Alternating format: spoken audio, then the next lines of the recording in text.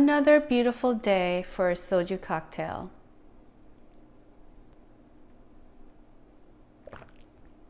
Oh, so yummy, refreshing and slightly sweet, and all the yumminess of watermelon. Oh, yes, we will be making watermelon soju cocktail today. Oh, you want to sip before we start making it? Here you go. Here you go.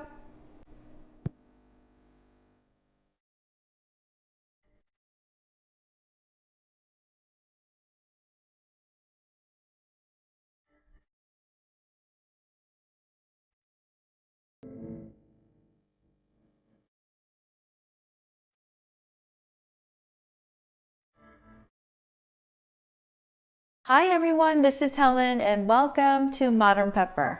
For those of you who've never seen these green bottles, I mean, they are the elixir of life in Korea. Just kidding, just kidding. Anyway, for more on soju, do check out my video on how to make soju shots. And I share a neat trick in making your soju shots really refreshing. The reason why I love making soju cocktails is because, you know, when you drink it, it really makes you feel good. Just kidding, I'm just kidding. But it does make you feel a little better. Now, before we begin, I want to make it absolutely clear that you must be 21 and older to consume alcohol here in the States. So for those viewers out there that are of underage, replace soju with club soda or water, and it will be just as yummy. Now, I just want to make it clear that I am not a mixologist. I am just a simple girl from the countryside of Korea. I'm just kidding. I grew up here in the States. I was born there, but I grew up here. I didn't even drink yet and I'm so happy. I just love making cocktails using soju because, you know, it's so clean tasting. It just has such a nice clean finish. And you know what?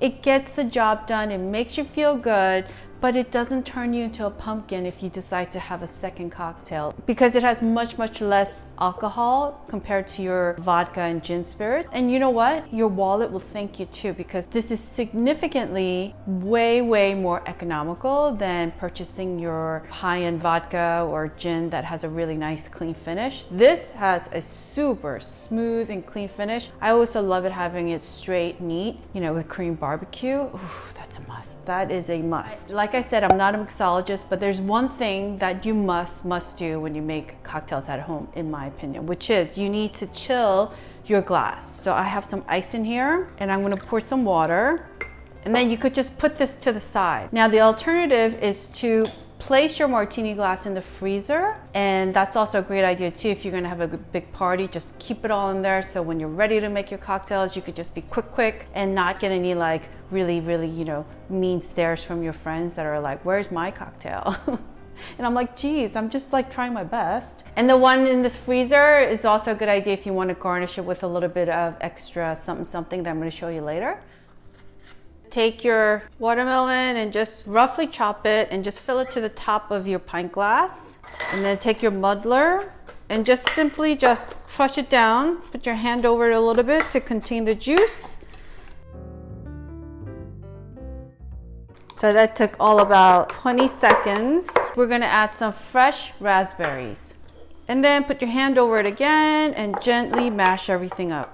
Look at the colors. The raspberries making the watermelon slush extra vibrant and bright. We're gonna take another cup and a strainer and pour a little bit in here. And using the muddler again, just press it down. Scrape the leftover into a bowl, pour some more, and just keep on going. So this measures 1.5 ounces, and we're gonna put 2 of these in here. 1 and 2.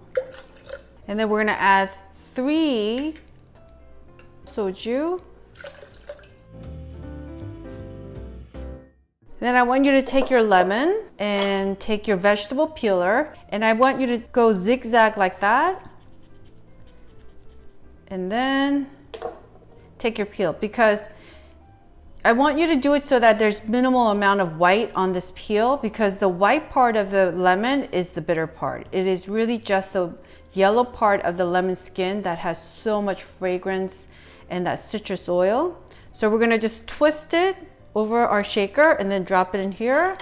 Take our muddler and just mash down our lemon zest a little bit. And then we're gonna add about, 4 to 6 cubes of ice, like so. And then we're gonna put our top on, tap it to create a seal. Now the fun part, you get to shake it. Shake it.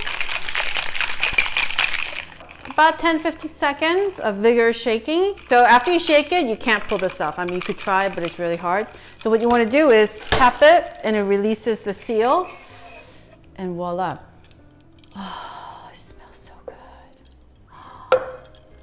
Oh, it smells so good. I know everyone has these home cocktail shakers that come with these guys, and then after you pour it, it is completely impossible to pull this off unless you wait like 5-10 minutes or put it under hot water. So that's why I don't like using it, because I can't make another cocktail for another like 5-10 minutes, and I have friends waiting and like staring at me with laser beam eyes like, why aren't you making my cocktail next? When your friends want some cocktails, you gotta be ready. So this is why I don't like using this one. So all the bar gadgets that we're using today, you can find it in the description box below and also on my website at modernpepper.com. And as always, if you make any purchases using those links, I get a small, tiny commission, which means that you are supporting my channel, and I would greatly appreciate it. So thank you. So here's my martini glass that's been resting comfortably in my freezer. This part's optional. I mean, this is only if you want to go the extra step and make it a little bit, fancy. Take your lemon wedge and just go like this a little bit. This is just raw brown sugar, and just kind of press it like that. Ooh la la, look at that. Now, if you want to be efficient when you have your friends come over that are just ravenous for soju cocktails, and you want to serve them with this fancy garnish, you can make this ahead of time and store it in your freezer, and it'll just be a lot easier when you need to make lots of cocktails super fast. Okay? Now, before we pour, what I like to do is take another strip of lemon zest and just twist it to release the lemon oil on top, just to add that fragrance, and then go around the rim.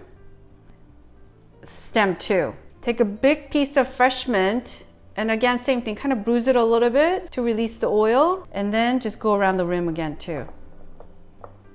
And rub the inside with the mint oil like that. Ooh, this smells so good already. And then we pour. Ooh la la, look at that.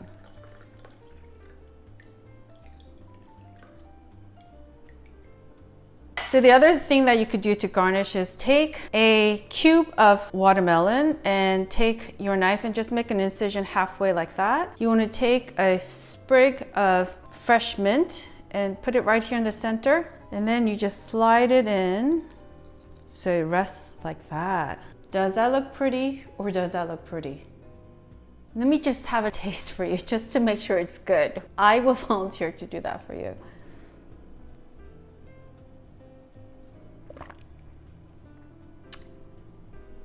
I mean, you can't even taste the soju. It's just a subtle taste.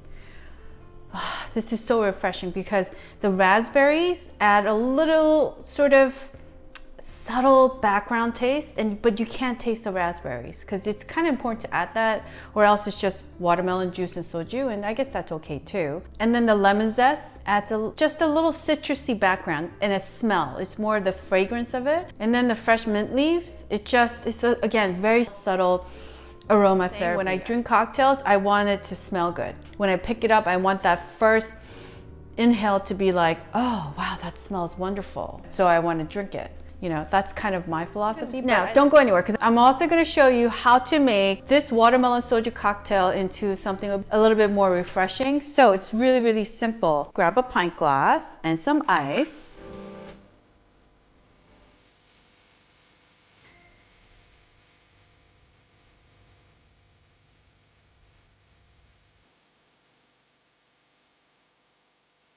That's it, as simple as that. And this is just such a pretty drink. I mean, look how refreshing and light and just so yummy looking.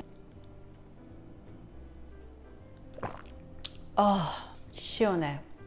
That means it's very refreshing. Koreans love everything refreshing. I'm just kidding. Okay, not really. But we're always like, oh, that's really 시원해. Anyway, this is so yum. And it's one of those snacks like you drink and eat your cubed watermelon. It's so ice cold.